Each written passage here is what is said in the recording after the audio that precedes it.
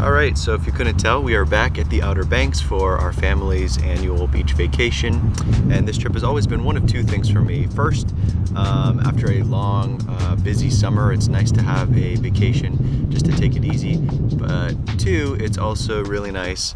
with all this extra free time to work on videos, so I'll be working on both of those really hard this next 2 weeks,